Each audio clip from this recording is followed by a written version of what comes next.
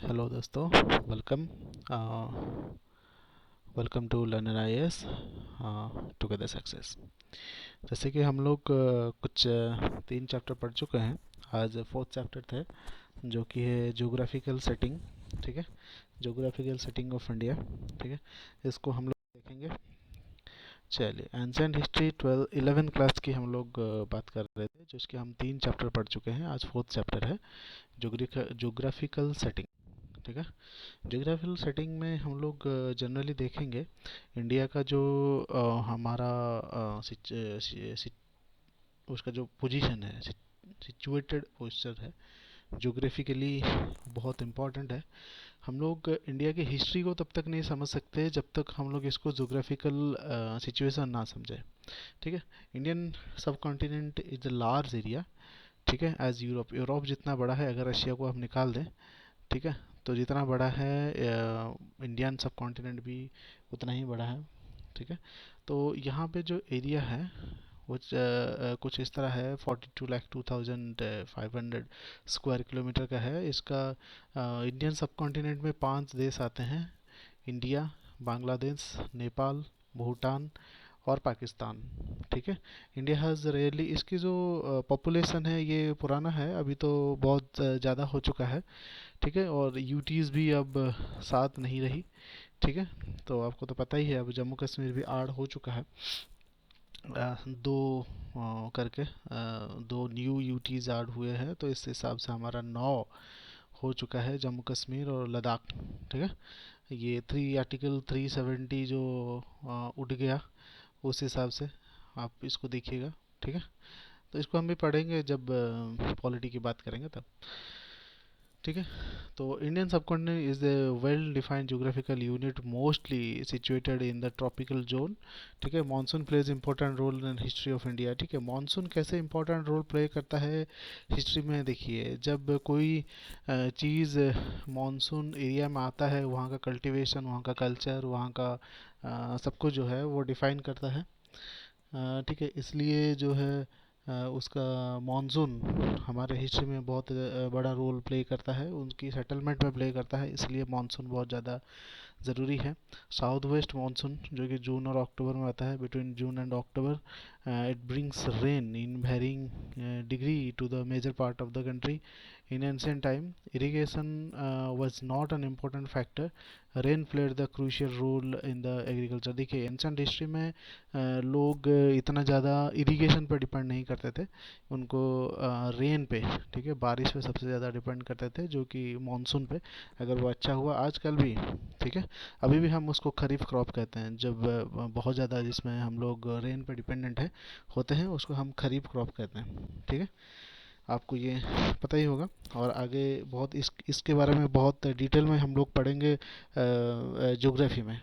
ठीक है, तो चलिए दोस्तों, और आगे देखते हैं। तो इस तरह से, तो इसको पूरा पढ़िएगा। नॉर्थ ईस्ट मानसून जब आता है, ठीक है, from mid October to the mid December. ठीक है, one of the direction of the monsoon was discovered from around the first century. ये फर्स्ट सेंचुरी के अराउंड में डिस्कवर किया गया था। देखिए, ठीक है, ज्योग्राफिकल हिस्ट्री का भी अपना टाइमिंग होता है। ठीक है, हिस्ट्री में सिर्फ यही नहीं आता, ज्योग्राफिकल हिस्ट्री भी होता है। जैसे कि ज्योग्राफी में बहुत सारी चीज़ें हैं, मानसून कब डिस्कवर हुआ, फिर या फिर मौसम के बारे में, या फिर आपका जान लो जितने भी चीज़ें हैं, नेविगेशन है, ठीक है, वो सब चीज़ें भी धीरे धीरे डेवलप हुआ, वो भी हिस्ट्री में हम लोग देखते हैं। ठीक है, तो इसमें है trader sailed south west monsoon from western Asia to the line of the Mediterranean sea. ठीक है, इस तरह से इसको पूरा पढ़िएगा। ठीक है, the discovery of the monsoon enabled India to carry on trade and establish culture contact with western Asia and the Mediterranean area as well as with the south east Asia. ठीक है, तो ये जो है डिस्कवर जब हुआ monsoon का, ठीक है, एनुअल हुआ इंडिया, तो जब मानसून का वे डिस्कवर हुआ, जैसे कि वेस्टर्न से ये जो है north west, south west monsoon जब आया, उस हिसाब से जब ये पता चला, तो फिर लोगों को वे मिला, हम लोगों को ट्रेडर्स को दूसरे सब कॉन्टिनेंट में जाने के लिए, क्योंकि उनको इजी होता है, जब मानसून होता है तो उस डायरेक्शन में वो आराम से चले जाते हैं। ठीक है, तो फिर एस्टेब्लिश हुआ कल्चर कांटेक्ट, दूसरे दूसरे वेस्टर्न एशिया से हम लोग कांटेक्ट कर पाए, ठीक है। And the Mediterranean area will be the south east Asia, ठीक है। इस हिसाब से हमारा ट्रेडिंग उनसे शुरू हुआ, कल्चरल इंटरचेंज होना शुरू हुआ। India is bounded with the Himalaya in the north, ठीक है। नॉर्थ में हिमालय है, and area with the other three sides. Himalaya protects the country against the cold Arctic wind blowing from the Siberia through Central Asia, ठीक है। तो ऊपर से जैसे नॉर्थ साइड में हमारा हिमालय है, ऊपर से आर्कटिक रीजन से जब बहुत ज़्यादा मानसून होके आता है तो हिमालय में टकरा के वो उधर रह जाते हैं। अदरवाइज हमारे नॉर्थ इंडिया के साइड में बहुत ज़्यादा ठंड होता है तो वो लोग रह नहीं पाते, ठीक है। तो ठीक ठाक ठंड होता है वहाँ पे, इतना भी ठंड नहीं होता है कि वहाँ पे ना रहा जा सके, ठीक है। तो इसका कारण है हिमालय। हिमालय में हिमालय एक वाल की तरह काम करता है, जो कि वहाँ नॉर्थ ईस्ट से आने वाले जितने सर बहुत ज़्यादा जो ठंड है सिबेरिया से आते हैं आर्कटिक रीजन से, उसको वो रोक लेता है, ठीक है। तो इसलिए बहुत ज़्यादा ठंड वहाँ पे नहीं होता, ठीक ठाक ठंड होता है, लोग रह लेते हैं। ये मैप है, ठीक है। Topographical detail within the India are based upon the survey of India map, ठीक है। ये इसको थोड़ा सा मैप में स्टडी करिएगा, इम्पॉर्टेंट है, ठीक है। थोड़ा देख लीजिए इसको। आगे चलिए देखते हैं। Himalaya could be crossed through the Khyber बोलन एंड गोमल पासिस, ठीक है। तो ये है, ये हिमालय कहाँ कहाँ से क्रॉस करता है, थ्रू द खाइबर, ठीक है, बोलन एंड गोमल पासिस, ठीक है। The Sulaiman range are joined southward in Balochistan by the Kirthar range with which could be crossed through the Bolan passes, ठीक है। ये इसको नोट कर लीजिएगा, सुल्तान रेंज कहाँ कहाँ से पास करता है, ठीक है। Through these passes, two-way traffic between India and Central Asia has been going on from prehistoric time onward. Various people from Iran, Afghanistan and Central Asia came to India as invaders and immigrants and vice versa. मतलब वहाँ से भी आए हैं लोग, यहाँ से भी गए हैं, ठीक है।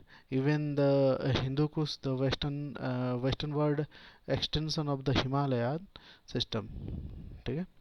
इसको पूरा देख लीजिएगा एक बार। nestled in Himalayan are the valley of Kashmir and Nepal, surrounded on all sides by higher mountain. The valley of Kashmir developed its own way of life, ठीक है। तो इसमें अल्टीमेटली हमें इंडिया का जो है जोग्राफिकल रीजन पता चलता है, कहाँ से कैसा हुआ, रिवर्स कैसे इम्पोर्टेंट रोल प्ले करते हैं, माउंटेन्स कैसे इम्पोर्टेंट रोल प्ले करते हैं, ठीक है।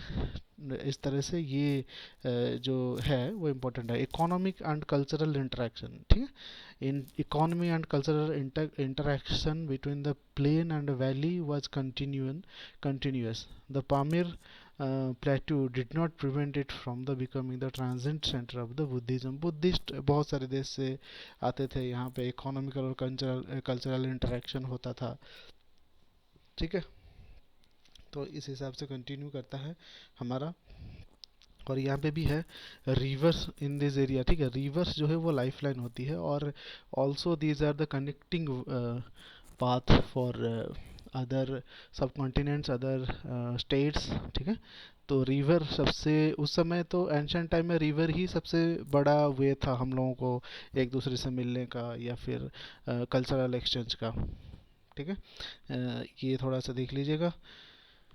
तो ये है the heart of historical India is formed by the important rivers which are swollen by the tropical monsoon rain, ठीक है। ये जैसे मैं बता रहा था, तो रिवर ही सबसे मेजर रोल प्ले करते थे हमारा दूसरे देशों के साथ, ठीक है। जब मानसून आते थे बहुत ज़्यादा पानी आता था, सोलन फूल जाता था, रिवर बहुत बड़ा हो जाता था, तो उस समय कनेक्टिंग चैनल्स भी हमारी बहुत अच्छा हो जाता था, बढ़ जाता था, बड़े बड़े शिप्स भी आ जाते थे, ट्रेडिंग बढ़ जाती थी, इकोनॉमिकल चीज़ें बढ़ जाता था, ठीक है।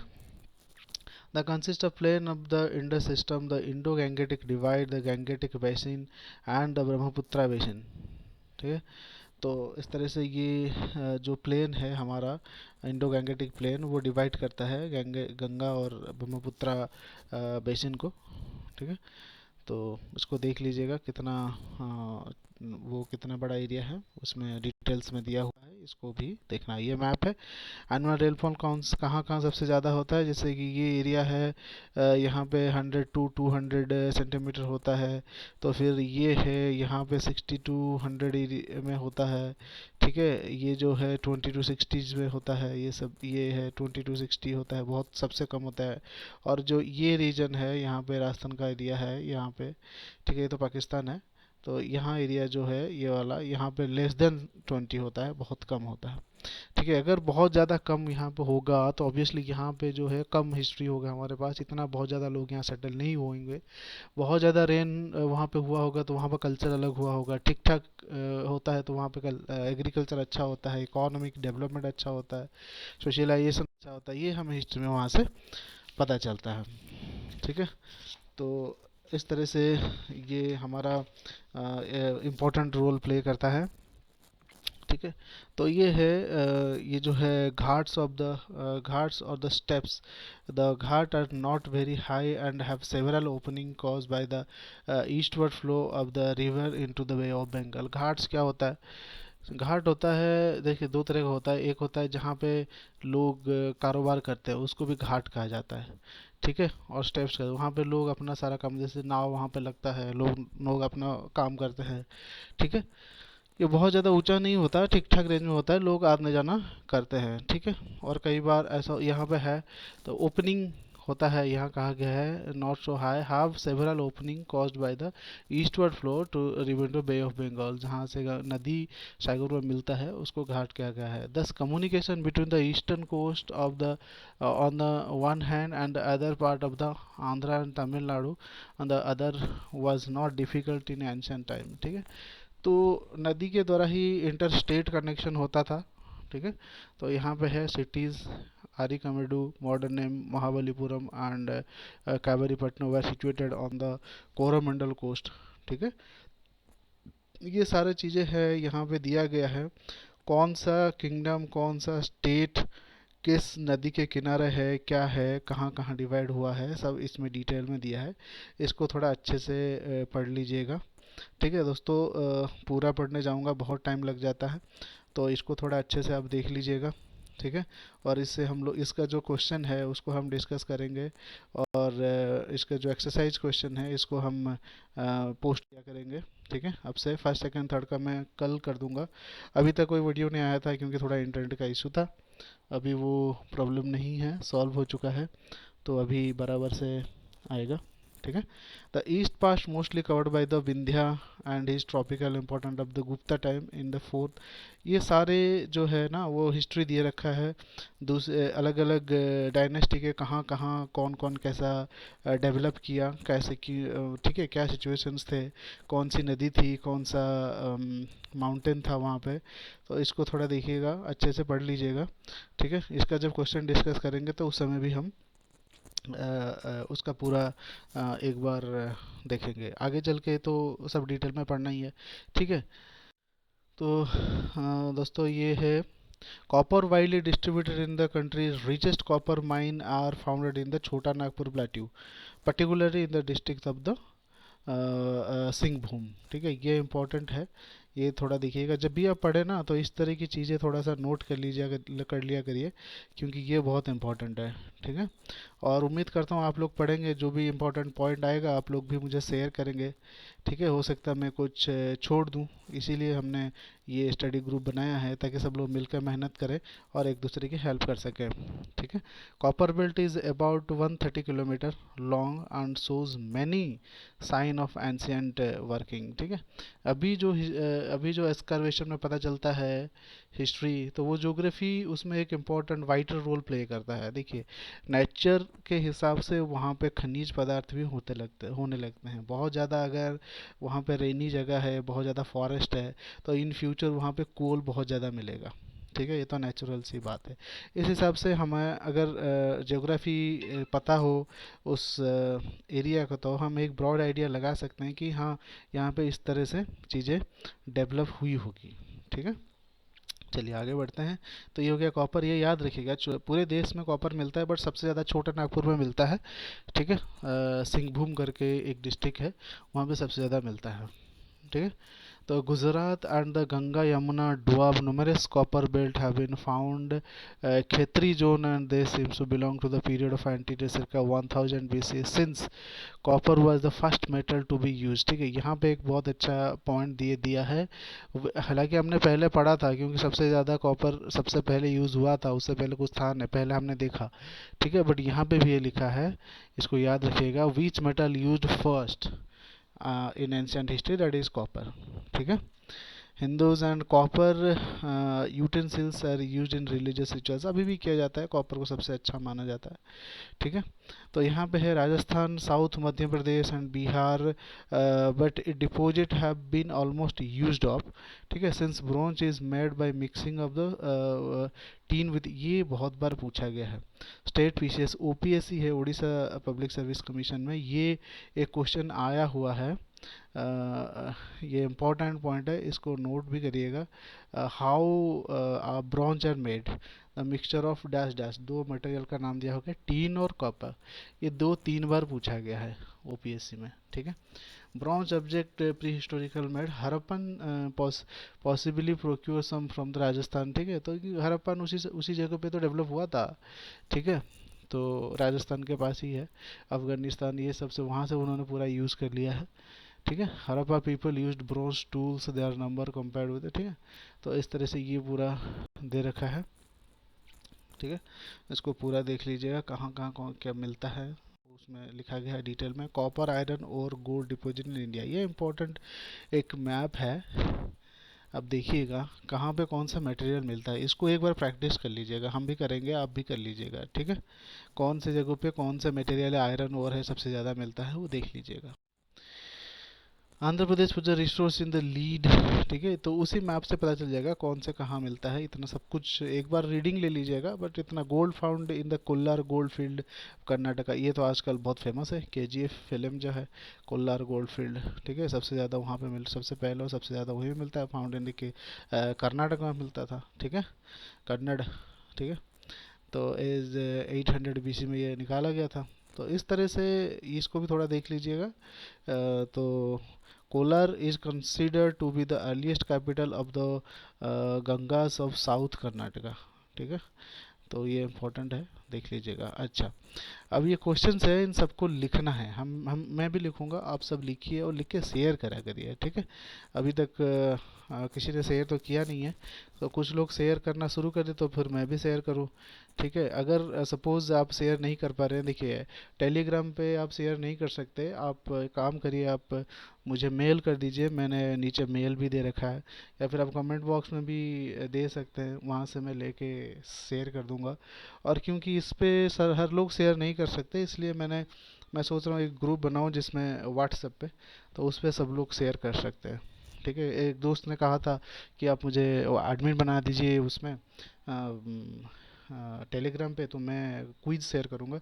तो मैं कहना चाहता हूँ उस पर हो नहीं रहा है, उस पर शायद ये ऑप्शन नहीं है कि ग्रुप पे एडमिन बना जा सके। तो मैं एक बनाऊँगा, सोच रहा हूँ व्हाट्सएप ग्रुप बना देता हूँ, जिसमें जो जो दोस्त जुड़ेंगे सबको एडमिन बना दूंगा, और सब लोग उसमें पोस्ट शेयर कर सकते हैं। ठीक है, तो ये हो गया हमारा 4 chapter. Thank you very much. हम लोग ऐसे कंटिन्यू करेंगे, स्टे ट्यून्ड, हमारे साथ बने रहिए, दोस्त लोग जुड़िए, और हम लोग साथ मिलकर पढ़ेंगे। कुछ थोड़ा सा डिस्टेंस हो गया कल से आज तक, मैंने एक भी वीडियो पोस्ट नहीं किया था, वीडियो मतलब अपना कंटिन्यू नहीं कर पाए थे, इंटरनेट का इशू था, तो आज वो सॉल्व हो गया है, हम लोग अभी कंटिन्यू करेंगे। ठीक है दोस्तों, तो फेसबुक है, फेसबुक ग्रुप में तो शेयर कर सकते हैं आराम से, वहाँ पे जाके ग्रुप में शेयर कर दीजिए सब कुछ, मैं भी देख लूँगा और मैं अपना भी पोस्ट करूँगा, आंसर मैंने लिख लिया है वो सबको पोस्ट करूँगा। ठीक है, इंस्टाग्राम पे और टेलीग्राम पे आप नहीं कर सकते हैं, टेलीग्राम में सिर्फ आप देख सकते हैं तो अपडेट्स, और अब टेलीग्राम पे भी मैं ईमेल सब शेयर कर दूंगा, आप ग्रुप में देख लीजिएगा, ईमेल कर दीजिए, मैं उसको टेलीग्राम में शेयर कर दूंगा, या फिर व्हाट्सएप में ग्रुप क्रिएट कर देता हूँ, और मैं अपना जो ग्रुप नंबर है वो भी दे दूंगा, आप लोग उसमें मुझे व्हाट्सएप करिएगा तो मैं आपको ऐड करके उसमें एडमिन बना दूंगा। ठीक है दोस्तों।